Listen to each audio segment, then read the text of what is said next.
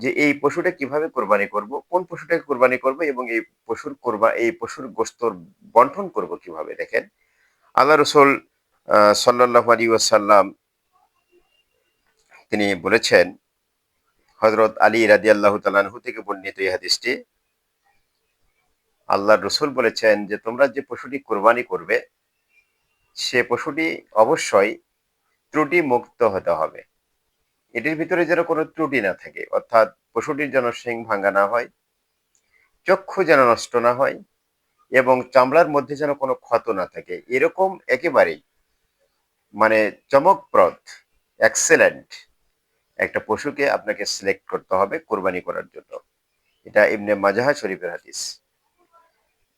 সম্মানিত ভাইরা আমার, অন্য আরেকটি হাদিসে এসেছে, এই হাদিসটির রাবি হচ্ছে হযরত আলী রাদিয়াল্লাহু তাআলা আনহু।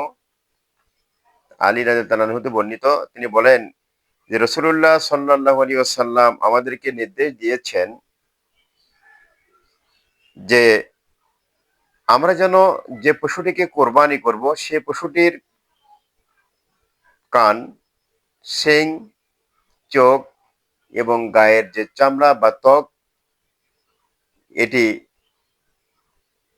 যেন থাকে।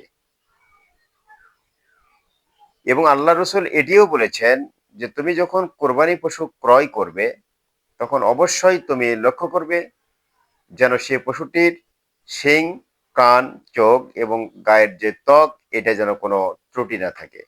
এরকম একটা পশুকে ক্রয় করার কথা বলা হয়েছে। এটা ইবনে মাজাহ, তিরমিজি এবং আবু দাউদ ও নাসাই শরীফের হাদিসের ভিতরে আসছে।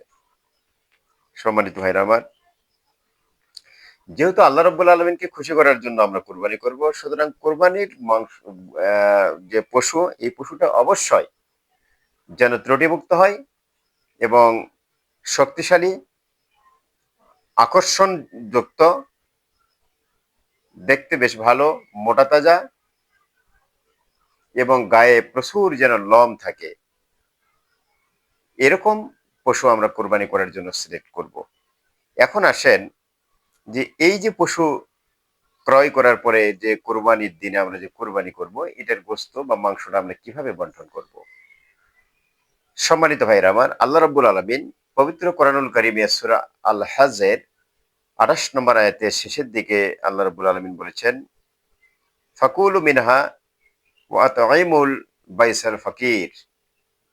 আল্লাহ রাব্বুল আলামিন বলেছেন যে তোমরা খাও, এরপর এই মাংস থেকে বা এই খাবার থেকে বা এই গোশত থেকে তোমরা বিতরণ করতে থাকো তোমাদের মধ্যে যারা দুস্থ এবং অভাবগ্রস্ত ব্যক্তি যারা আছে তাদের মাঝে।